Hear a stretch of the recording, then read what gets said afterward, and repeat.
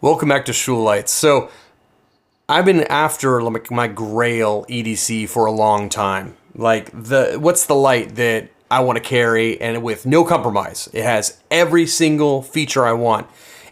And for this grail, we're not talking about a price objection, right? At any cost, at any price.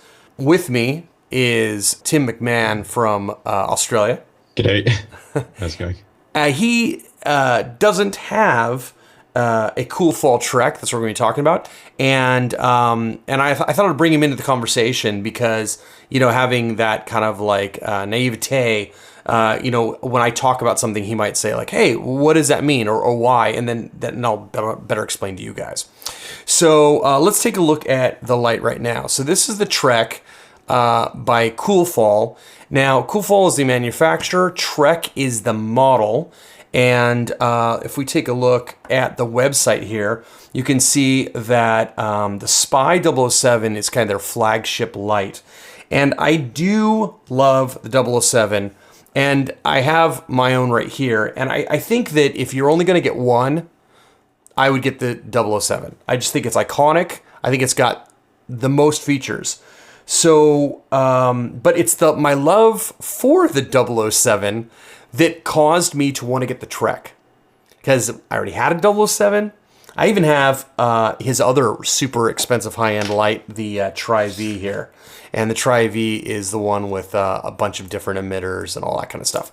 But anyways, the point though was I said, okay, I want the Spy, but I want to carry it every day because I love the Spy. And one of the things for me is that the Spy doesn't have a clip. It's designed to go into your pocket. And that's where the Trek was the answer for me, because the Trek is the only light that David Livingston at Coolfall makes that has a clip. Are you a clip guy, Tim? If it's discreet like that one, if it's like a massive reversible one, I really don't like the reversible ones that you sort of chuck on your hat because I don't wear a flashlight off my hat. But yeah, for like a slimline one, I really like those style. Like if it's really nice and discreet and just fits in your pocket. Well, I guess whether it's discreet or not is a bone of contention, because I mean it's about the size of the entire light and it's pretty massive. But I guess you mean like it just fits into the look of the light is what you mean? Yeah, it's not really adding like an extra like 2-3 centimeters protruding out. Like you I could see what you potentially add a mean. reversible. No, I see what you They mean. could You're just saying wrap it's it not around. like massively altering the dimensions of the light. And it does fit the aesthetics of the light quite well, right? Yeah, it looks really nice. And is it quite rigid, or I'm not sure how that would It function. is. It is. It's so it's titanium's spring titanium, and it's got a lot of tension. But what's really great about it too is it's got these two little kind of, I don't know, ball bearings or something that let's see if I can get a good focus on them. There they are. And they come in contact with the body and they make pinch points. So when you put this on your in your jeans pocket or whatever, those two really grab. So it's not coming out of your pocket. So I guess it's good to say that if you want a beefy clip, this is great. But it does kind of mandate this kind of hold that some people don't like, where you have to kind of lift up to get it in the pocket and then let down. So it's like, it's one of those. You have to kind of, Yeah. I'm trying to grasp how big that is compared to other things. It looks quite big, but I mean, it Well, could be potentially really small. yeah, okay, let's take a look. So to give you an idea, here's a Synergy 2 next to it. And you can see it is smaller than that. And here is a Boss. So you can see it's actually kind of a small light. In fact, it's significantly smaller than the Synergy 2. So, I mean, it's not like the smallest light I've ever seen. Oh, here, we'll throw in a Charles Wiggins micro Just wonder if it click would just fit for in good, like a just coin- for good coin measure. pocket. Yeah. So, I mean, this is my all-time favorite tiny light is the micro click. Yep. So it is a small light. It's another thing is weight, right? The Spy is heavier than the Trek. The product name of the Trek when David Livingston was working on it was Skeleton, because he was trying to get it like just down to bare bones. So he's basically milled out all the parts he can mill out to get it as lightweight as possible over the typical Spy. Now, it's not a huge difference. This one is about 145 grams, and these I think are 180. So there's a difference there. But also note, and this is where I think it's an important thing, that this titanium Spy is a few grams less than this aluminum Synergy. So that to me is awesome, because I like the weight of the Synergy. I don't have a problem with it. It's not over the end for me. And to get, a titanium upper quality light that's lighter weight than the aluminum, Yep. Seems to have like a more slimline design, the Trek. So is it, like a practical tool? How do you go off the switch? Does it, when you've got it in your pocket, does it sort of rotate, or is it pressed against your body so it's sort of stuck in one position? I just want to say one last thing, that for me, this kind of hold, where you kind of hold the light like this and turn it on. I loved that about the Synergy. I thought it felt great in hand, to this kind of pistol grip, whatever it is. And so this kind of just repeats that. Construction wise, it's the best materials, meaning titanium, high end. It has sapphire glass right here, and it's a nice big sapphire window. It's got tritium slots, just really well made. But the rotary interface that's on the front of it, what I like about it is it's dead simple to use. So I can just hand it to like my wife or somebody, and I have to go, oh, see, you got to click twice and hold. I mean, I've got a father-in-law, and he tries to look at some of my lights, and if I hand him a forward clicky and he figures it out, like, and I have to, try and work with him, then when I hand him a reverse clicky, it's like starting over again. You know what I mean? There's so many, every torch seems to have a different user interface. Yeah, so I mean, and that even just combined with, forward versus reverse clicky, it's a big deal. So I love the fact that this rotary interface, and you just turn it, and you see there's a moonlight, turn it again, and there's 7 distinct clicks, okay? And off is 0. So it's 0, 1, 2, 3, 4, 5, 6 for 7 total. So I like it. I think it's dead simple to use. It's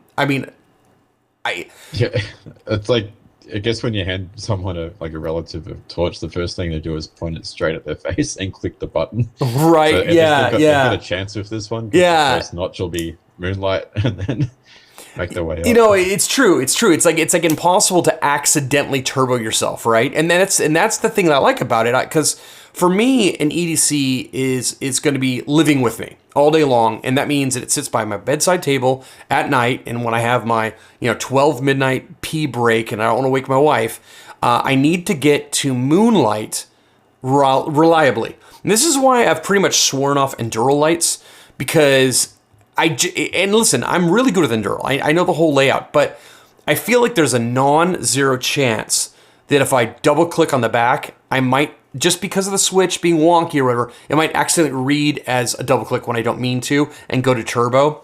So that's always a problem I've had is with Enduro. So I just want something that's, predictable. I found that with like Zebra Light too. Like I kind of find a really low Sub Lumen torch, and like a Zebra Light SE64 CLE was one of them, and like a Manka EO2.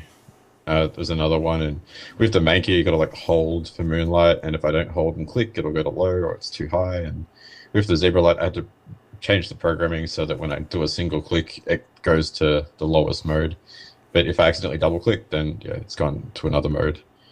Totally. So, I mean, just to wrap up, the rotary interface, I just want to say that it's a combination of being dead simple to use, no explain to someone else. It's just intuitive. I don't have to explain it. They, when they grab it, they just kind of go, oh, okay, it's obvious. Yet, if I want to get to turbo in an instant, it's just that fast.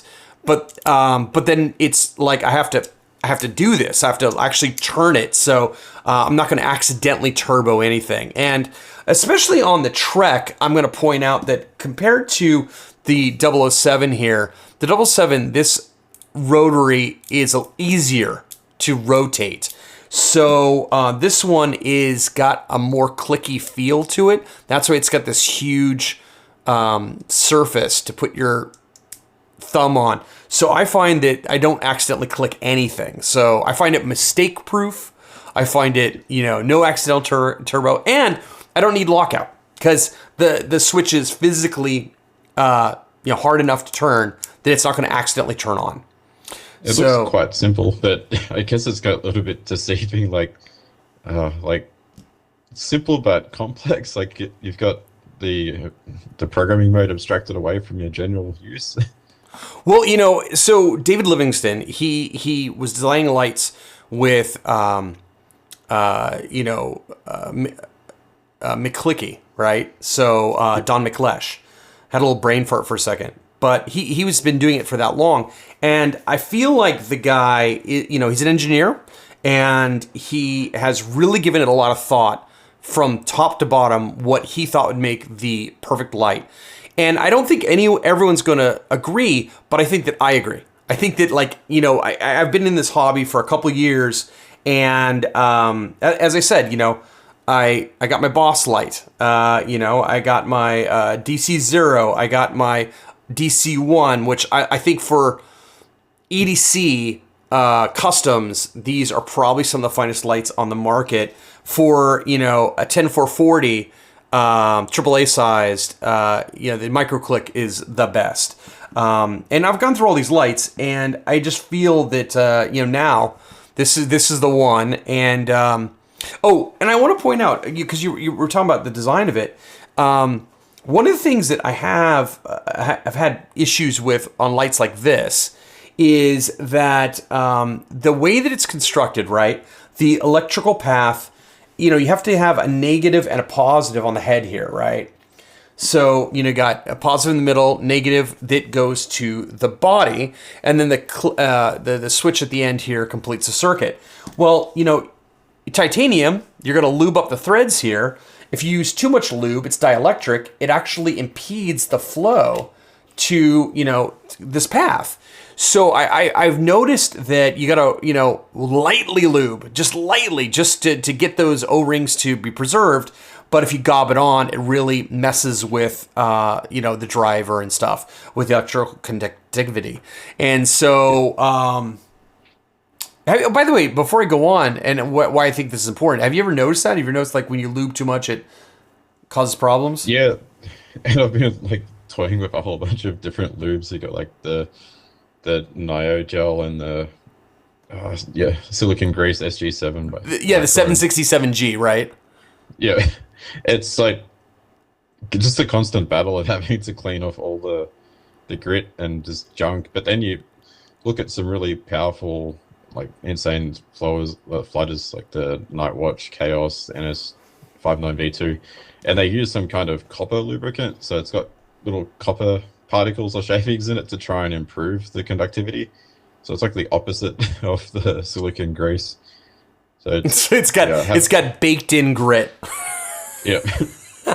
well, I mean, this is where I think it's really intelligent what he's done is on this light here. What he's got is he's got a side-by-side situation where if I'll take the cap off here, you see that there's two batteries in here, right? And so what's going on is the circuit makes a U here, and the U is made by these springs. So there's no, it's a complete circuit with silver-coated steel springs for maximum conductivity. And I find that it's just a really smart idea because you don't have threads to deal with. You just got this one gasket. I'll go back to the shot here. So you got this one gasket here, and then it's just perfect conductivity. So, yeah, I think it's brilliant. I think it's really smart. Just had an eye-opening moment then with it's just manufacturers take note and look at the design you've probably noticed that some manufacturers have started doing these closed cell torches. They've decided to not make the batteries replaceable, and you've got they argue that it's to improve the connectivity and reduce your resistance. But yeah, you can see with a good design, you can work around that and still have replaceable batteries. Yeah, with a good design, right? And so I think a lot of with the production torches, they're trying to get a goal in mind of like, guaranteed quality for the consumer, but at the cost of, the longevity of the product when the batteries die. Yeah, it's probably not worth, not fair to compare for me to even bring up, the mass production torches versus these customs because Yeah, it doesn't like really 40, 70 equate. hours on one torch. It's Yeah, it totally doesn't equate, right? They're totally different ball games. But I wanted to move on to another thing that I really love about this light, which is that the driver is I think it's a boost buck. I'm actually not sure about that, so don't quote me. But the reason why I say that is because it's running in series here. So this is an 8.4 volt situation, and so it's stepping down the voltage to what the LED needs, and that's kind of smart because then you're not going to get voltage sag. You're not going to get decreased output. And I was just reading up on driver design recently, and I was realizing that when you have a linear driver, the driver is only basically using resistors, so you can't ever really boost that. So if it falls down too low, it can't give enough voltage to the emitter. And then boost drivers, they can boost up, but then they're not efficient. So you can put like a 1.5 volt alkaline in and get your 3.3 volts that you need, but then that's at the cost of efficiency. So anyways, I think that by starting at a high voltage, and if he is using a buck, and I think he might be, and then stepping it down, that's like a capacitor. It's super efficient when you're starting high and going low. So I think it's smart what he's doing in here. So it's a really good driver.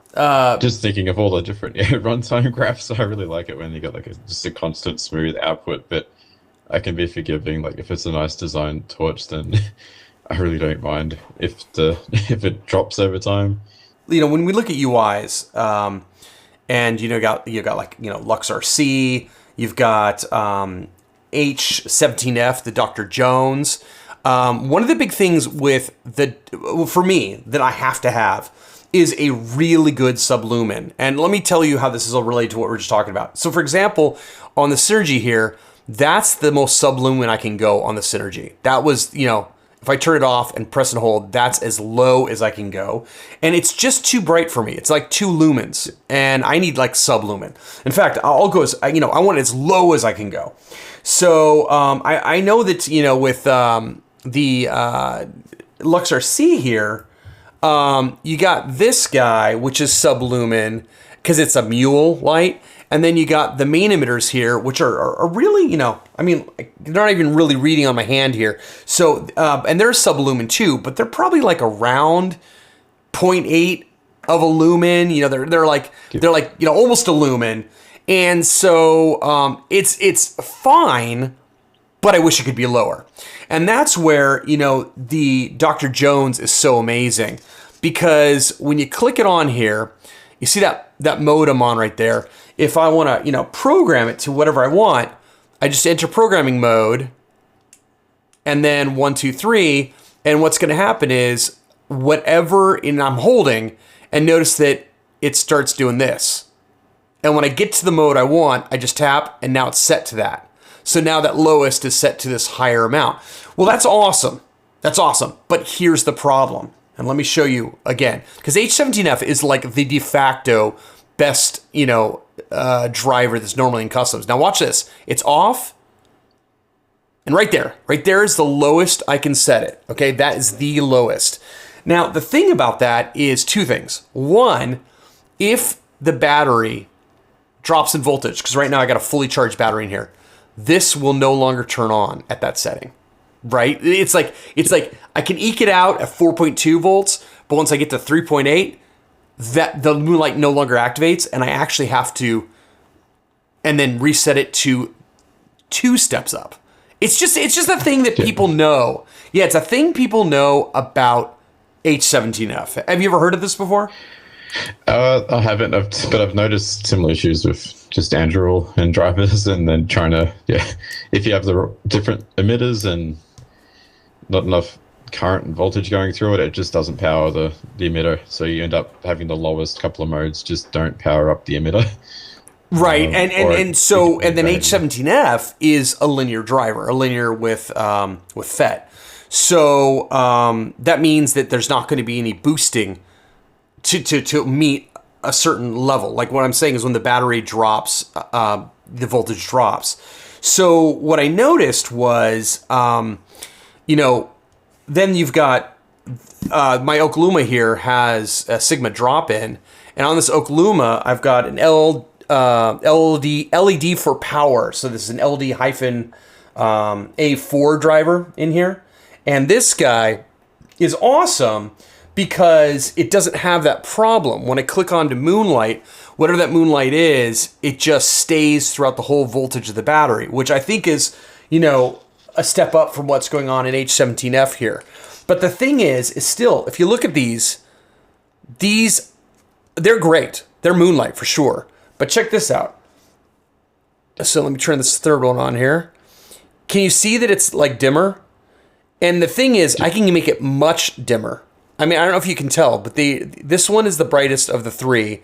This one is at the lowest mode. So this is at the mode that sometimes doesn't turn on. So honestly, I never even set it to that mode. I actually set it to 2 steps up. So let me wait for it. Here's step 1. Here's step 2, and then I click it there. So that's where I usually set it. And if you look at it, this is dramatically dimmer on the right. And the thing is, I can set it much lower, like much lower. You know how you could see it going up on the steps for the H17F when I entered programming? It goes step, step, step. There's, I believe, 26 discrete steps. Well, anyways, in this driver, when you set the Moonlight, it goes down. And it goes so low and so slow. And it's like so many steps. I don't know, but it feels like hundreds. And so during a programming mode, you have to... And you can get it to where the driver, like in pitch darkness, you barely see it on. If that's... the emitter, if that's what you want. So what's interesting about that... And also, sorry, I got to come back. That's why the driver matters. Because with the 8.4 volts and the fact that I think it's buck boost... one of those two, you never have any variation. It literally is where you set it throughout the entire life of the battery. So when I was looking at Zebra Light, it was quite low, but I had the JetBeam RT01 was my first rotary torch, and that's when I went, wow, okay, this can go really, really low, because at nighttime you can just sort of click it on just one little notch, and you can just say, okay, there's now light in the LED. But it's hard to explain, and you need to see it in person to see how low they can really It's go. Absolutely true. I think the first time anybody gets a Zebra light, because it's a production light that goes so low, and and again, because their driver is not just a standard linear driver, right? They're a buck driver. And I know they're buck. We all know that. So that means that you're going to have really constant output wherever you set it. And it's pretty eye-opening when you first use one. And I think it's interesting because some people really dislike Zebra when they first pick it up. And I feel like when you spend time with it, you realize like how great it really is, especially for the price. It's just, the Rotary seems to take it to that whole new level of like Sub Lumen. So I'm going to talk about the UI now. Okay. Yep. And I'm going to, when I talk about the UI, I'm going to also attempt on camera to reprogram my Moonlight to be lower. Let's see if I mess it up because it's complicated. But anyways, so first off, I want to point out that when you're using this light, part of the beauty of it is that, and this is something that David Livingston wrote a white paper on. He says the reason why he likes rotary and why it's so important that it's rotary and not like, press to hold or click through modes is because he says that when you're shining on stuff, you just kind of modulate depending on what you're doing. You just, you don't even think about it. You just kind of are continually turning it up and down. You're just rotating it in your hand. And he notes that then you get the power when you need it, and then you're constantly turning it down, and you're just kind of like, it's like you're fiddling with it.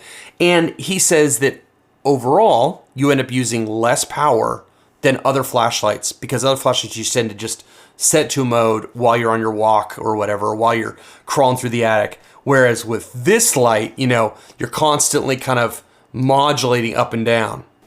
Just wondering how programmable it is. Like, don't need to go through every single thing, but like with the I want to get into it a little bit. Yeah, with like the 7 discrete steps, is it just the moonlight, the lowest one, that's programmable, or can you do different output levels at each of the? Good question. Everything is completely configurable. You could literally say, okay, I want the first mode to be turbo.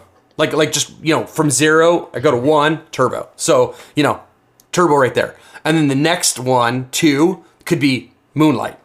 And then sure. Even lower moonlight. You could have it any way you want. You have 7 positions, set them up the way you want. Now, I think it's logical to go higher, but you definitely don't have to.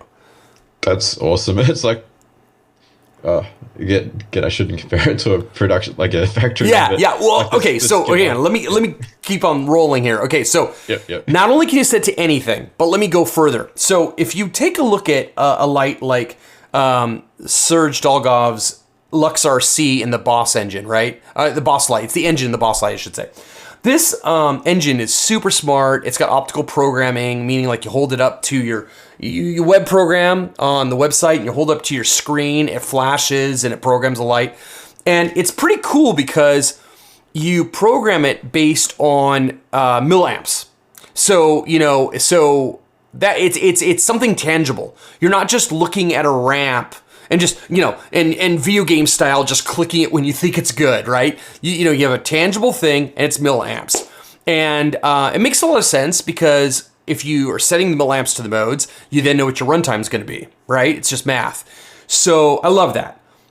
What I don't like about the Lux RC, and by the way, the Lux RC was by far the most wow, engine I'd ever used. I thought, oh, this is it. This is amazing. But the thing is I don't like its reliance on the website. Like, you have to go to a website to do it. With, the engine in this light, in the Cool Fall, is called the STFU, which is super tiny Cool Fall micro. But okay. I think it's like David Livingston, threw down the gauntlet. He said, STFU to all the other drivers. At least that's what I think. Anyways, so he made his STFU, and I think that what's smart about it is that it doesn't require any web programming. So that's something I think web programming seems cool at first, and then when you start to like program it a lot, it's like, oh, my settings are stored on this web connection. I can't do it in the forest if I don't have a signal. So I can set anything on the Cool Fall STFU. Another really cool difference between them is that, and this is a huge thing, if I set up this light, the modes, and I forget, I put it on a shelf, and I forget what the modes are, and then later I come back and I say, I have another light or a friend's light, or I bought a second one, or also, and something I didn't even go into, is both these lights have these things called slots or pages, where each one has 4 flashlights in one, meaning that I can have everything about this light set up differently 4 different times, and I can instantly switch between them. So, have you ever heard about pages or anything like that? No. So the 007 or the Cool Falls can all do that? Yes, both can. The Lux RC has it, and so does the Cool Fall. And, the Lux RC, if people that are used to it, the Boss light, it's like you hold in and you tap 1, 2, 3, 4 times, and then you wait for some flashes, and then you click at the right flashes. What's so smart about this thing is, first off, there's no clicking, right? Do you understand? There's no button here to do taps. Yep. So what I think is so great about this is you can't accidentally get into programming mode. You have to, there's no way in your pocket you're going to end up locked out and in programming mode. The way you do it is you pop off the door on the back, okay, once you cut power, if you set the dial, whoops, lost the battery. If you set the dial to anything other than 0, okay, so if I set to 1 or 2 or 3, that is a programming mode. Okay, so for example, if I wanted to set it up to a different page or slot, what I'm going to do is I'm going to take the dial here, set it to 1, position 1, and then reconnect power. And when I do that, see how it's, on this mode here, see how it's flashing? So what that just did was, I waited too long because I was talking, but it said that it set it to page 1 because there was no interaction. I didn't do it properly. But what's interesting about it is now that it's on page 1, if you take a look, when I go all the way to the top here, okay, all the way top, see the brightness? That is 1 amp. Okay, that's just the way my page 1 is set. So what I'm saying is, and I'll get into why it's set to 1 amp in a second. But now if I turn this off, take the battery back off again, okay? Set it to mode 1 again over here, reconnect, then quickly go 2, 3, 4. It's going to flash 4 times in confirmation. 1, 2, 3, 4. Now it's set to page 4. And so when you look at it, when I go all the way up, you're going to see it's much brighter. And the reason why is because my highest mode, switch position 7, mode 6 is 3.3 amps, which is the maximum that this driver can do and the max you would ever deliver a single emitter. So it's really awesome. Can I ask what emitters you've got? Have you got like a favorite that you've put in all 3? I love me some Nietzsche 519A, I do, and I love warm colors. So in this one, I put in a 3500K. So it's domed, for max output, and just, I like neutral more than super rosy. When you de-dome it, gets super rosy. However, and on this one, I went XPL high 4000. And the reason I did it was because I wanted something different. And I think that the 4000 is such a great color temperature at day and night. It kind of splits the difference. At day you want 5000 like the sun, and at night you kind of want 3000 like incandescent lights. And 4000 is a really good split right down the middle. I think it feels kind of nice and white at night and not too yellowy during the day. Is that the 5D V2? It absolutely is. It's what 5A4, nice right? 5A4 is the binning. I think so. 5D V2. I think it's V2, but it's the really it's the really good binning that Hank had about a year and a half ago, and when I found out he had the really good binning, I ordered 100 emitters. I was like, I gotta have them. So what I did was I took the emitter and I sent it to David, because David, he makes these things bespoke. We haven't talked about that yet, but everything from the finish to the emitter, like if you look at the sides here on these two, and the fact that this one has the Springfield and this is the military, I think it's called, or something like that. Gunner grip. These two, you specify what you want. In fact, you see how this is a stonewash. This would have been stonewashed all around like this, except I asked him not to. So that's kind of a cool thing about these lights. I mean, when you pay this much money for a light, these lights are really expensive. Worth it, I think, but really expensive. And so feel free to explain to David exactly what you want. Send the emitters of your choice. He'll figure it out. Yep. Yeah, the emitters are not too expensive, probably. They're like $10, $15 at most. Yeah. So, and I just want to say that I'm really happy with the XPL high, 4000. It's just great. So we were talking about, configuring this and the different pages and all that stuff and how everything can be configured. So another thing that's really awesome about the Trek, and I said that you can't accidentally enter programming mode. And by the way, I'm not going to go into every single back door. He calls them back doors. So he says that when you take the cap off and you set it to position 1, you put the cap back on, you're entering like submenu 1. He calls it a back door. So I was just saying submenus because that's usually what people say. Like, Charles Wiggins and other people, they call them submenus, right? The convoy lights, right? So anyways, I was just going to say that I'm not going to go through it all right here. I'm going to make a separate video, which will be more concise. We're having kind of like a podcast here.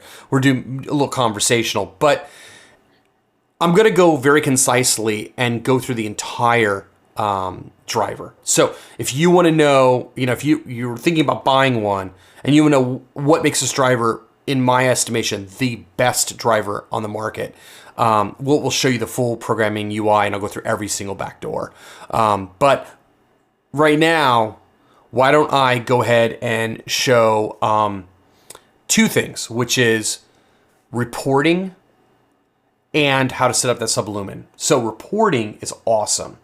So what reporting is how I said that with a boss light, one of the big problems is you'll set the light up on the website and then you'll kind of forget what you set each mode to. And yes, on the website, you can like save names and stuff, but if you use the website, it's kind of clunky. It's not great.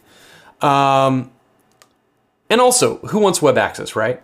And I don't want to write things down, honestly. I mean, I could keep memos on my phone here, but I don't want to write things down.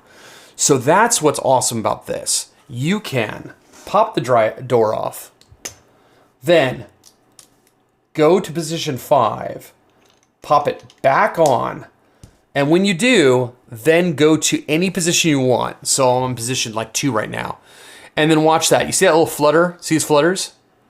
A flutter means 0 or not. So I got 3 flutters, and then watch this. 1, 2, 3, 4, 3. So that means not my moonlight, but my next mode. So this would be position 2 is set to 3 milliamps. Like literally, it's reporting the milliamps that the light's set to. So it's awesome. It's like a table of all the different milliamps to lumen output. Or... Well, I said it. I said it, right? And if you look, it's still reporting. See, it's still reporting. Now, what I'm going to do is watch this. Now, remember, I set it to page 4 earlier, and I said it was 3.3 amps. Remember that? So I'm going to go to the highest. Now, don't worry about what it's doing because it's finishing reporting for that last one. But now there's this long pause, and it's going to report the highest position. And it's going to be 3,300 amps. So watch, it'll flash 3 times for the thousands position, then 3 times for the hundreds position, and then a knot and a knot. So there you go, 3.33. And then this one right here, when I go to 1 down, this will be 1 amp. So I'll get 1 flash and 3 knots. And then knot. There you go. So what do you think about that? That's pretty cool, right? What? Yeah, I honestly had a misconception of like custom lights being like there's so much time and effort spent on the machining, which is great, but then I always thought the drivers would be pretty basic and like why would you bother getting them? But this is a really advanced UI or driver. I think that argument could be made for any custom light that has like a Dragon or even an H17F. The H17F, you can set up the modes and you can set up whether you have like 3 modes or 6 modes and the power levels, but you do it through a sweep. So it's configurable, but it's like not nitty. I mean, this is a next level. This is a computer that's reporting back the voltage. And the same way it's reporting the voltage back, that's how you set it. So it ending up at 1 amp on my second to highest mode and 3.3 amps on the highest, I set that up. I went in and programmed it for that. And the fact that, not my moonlight, because my moonlight's under a milliamp, but the fact that there was 3 milliamps for like the low, I set that up. It was started on 5, and I thought that 5 was a little too bright, so I dropped it to 3. And again, I won't show programming each of those modes, but, you can do it. Yep. That's, really, really cool. It's like way better than I expected. I knew you could go between different levels, but the reporting feature as well. Well, so I'm not going to show, like, again, in my UI video, I'll show setting up, voltages on every single one of them. But I will show that, and now, so for the moonlight, that one is expressly not set up by voltage. Because think about it, his lowest mode, he's got thousands, hundreds, tens, and ones. And this is going to be below 1 milliamp. So the thing is he does that visually. Does that visually like you would do on H17F. So I'm going to attempt to do it right now. Let's see if I can do this. So I'm going to take the cap off. I'm going to set to position 4, which is programming. So 1, 2, 3, 4. I'll pop it on. And as soon as I do, it starts flashing like that, telling me it's getting ready. I'll set it to position 1 because 1 is what I want to program. Then when this 10-second flashing ends, it locks in. It tells me that I'm on position 1. Now I set it to 6, saying I want to go Sub Lumen. Then I wait, and visually, let's get a good shot of this. Visually, it's going to go lower and lower and lower. And I determine where I want to stop by turning it off. So I'm going to get this thing super low just to prove how awesome this moonlight can be. Look at that. Look at that. It's like barely on. All right, let's do it. Okay, that's what I'm going to lock in. So once you get it like that, then you just kind of turn it off. It does its little flashing to tell you that it's finishing up. And then it's going to do a sweep. Now, the reason why it does this sweep here that you're seeing is because the driver's actually calibrating its voltage against the forward voltage of the emitter. So if you do an emitter swap on this light, it's always going to come out the same because you're going to do a factory reset. It's going to do a sweep, and it's going to set all the modes against the new forge voltage. Wow. Yeah, I know. I'm a little bit beyond my comprehension here, and I know that it does that. I can't get into the technicals because I'm going to mess it up. But I do want to show that now that we have this set like this, watch this. See? Look how low that is. That's crazy. So yeah, and I could have gone lower. Watch this. Boop. Now that little flicker you see? That little flicker, it always does that. I don't know the technicals on it, but I'm assuming, and you're going to probably back me up on this, I assume it's to jumpstart the emitter. You know how like it does that on Endural? It kind of flashes to jumpstart it. I think he figured this out a long time ago. I noticed that with like the JetBeam RT one, you have to like crank it up and then you can wind it back down a little bit, but you can't. It's true with that rotary. Yeah, you're right. You have to go past where you want to go and then you can go lower. And when you first get an RRT01, you kind of like figure this out. It's like weird. And I had some people go, "Is that broken?" It's like, no, that's operating as it's supposed to. Yep, it gets it on and then go lower. Now I want to be in the last section, which is basically the size of the light, which you talked about a little bit, and the battery type. Because, it uses 16340s or CR123s. And I wanted to talk about that. So I always had I was dead set against 16340s. I always thought they were terrible.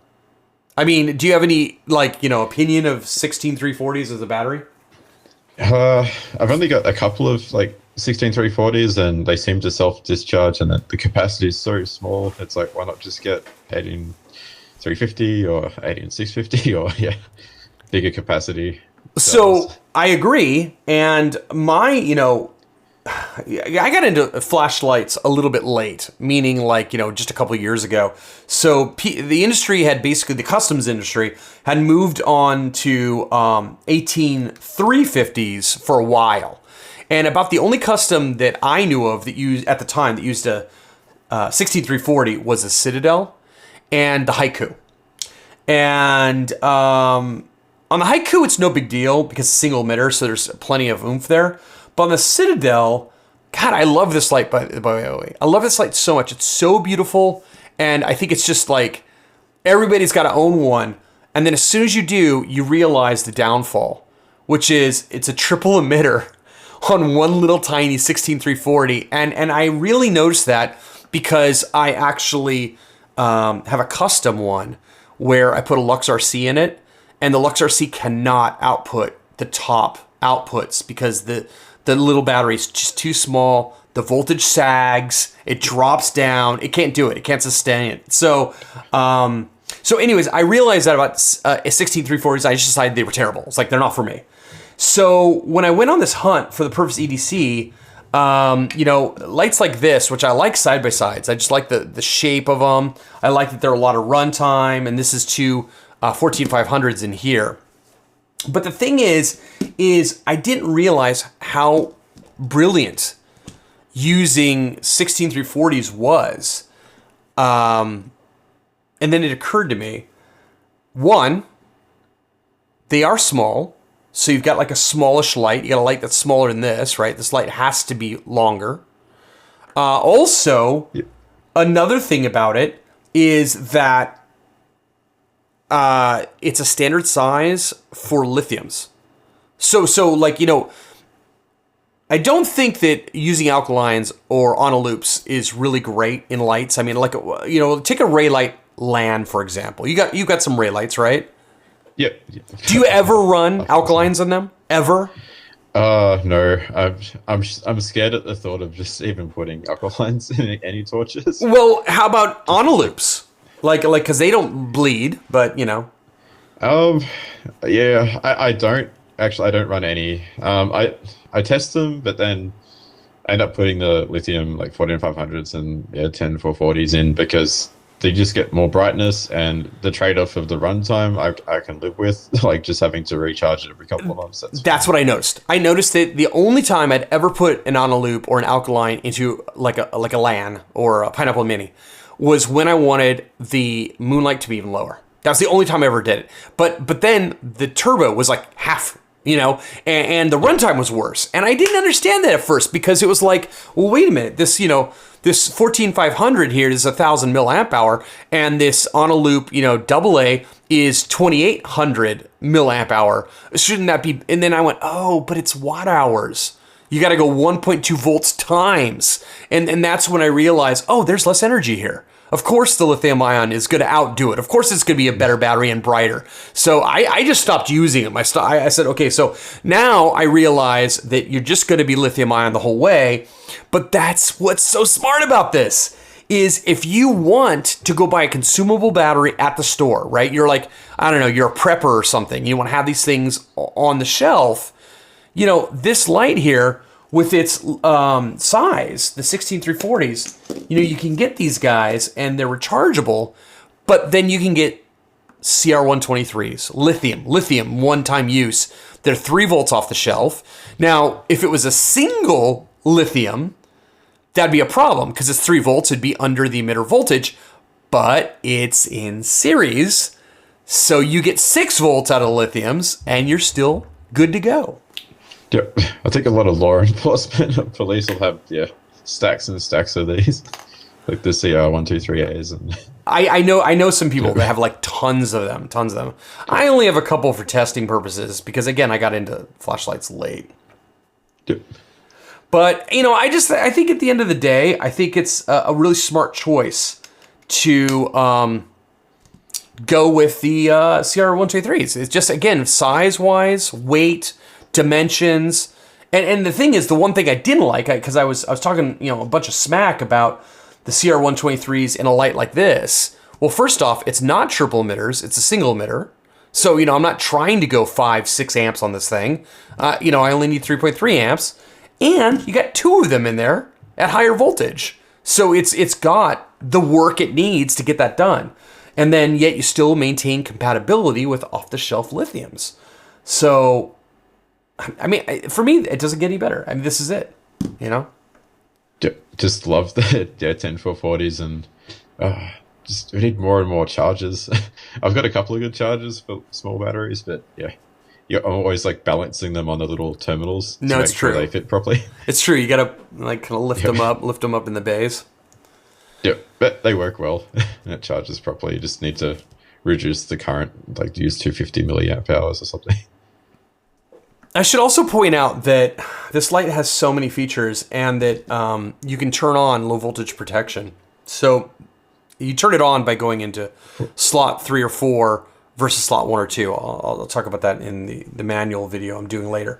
But the point is that like right now I have it set up, since they're rechargeable batteries, I have them set up so that it'll reduce output and finally ensure that the batteries don't go below 3.0 volts to save the batteries. Okay. But if you're running, set the voltage or no, it's set to 3.0. That's just what the low voltage is. It makes sense though. But and one of the things it does, which is really smart, is as you start getting closer to 3.0, it reduces the output amount for all your levels to ensure that you're not left in the dark, right? And it keeps playing that game where it goes, lower and lower. Eventually you get to moonlight, right? But then you get like a good, like, I don't know, maybe get 5 hours out of moonlight, when you get there. But what's neat though, and here's where I guess arguably you could set the voltage, is you set it to page 1 or 2, and there's no voltage protection. Why? That's for your CR123s. But then you have the option to run your batteries all the way down if that's what you want to do. You want to do hard living and run them all the way down, or for lithiums. Yep, I'll just keep them above 2.5. It should be okay. But you have to go, yeah. You're like 2.5 or bust. That's a big thing for you. Yeah, I've overshot it a couple of times with some cells down to like 1.9 volts. Like, I should chuck this one. At some point, this irreversible type of damage. Listen, but yeah, I'm making no warranty or claims about this, but I have run plenty of batteries down to like 1.5, 1.0 accidentally. Yep. And what I do is I trickle charge them at like 100 milliamp hour, right? Current.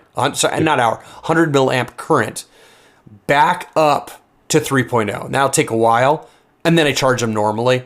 And I watch them. I watch them and I put them like on a metal container and stuff in case they rupture.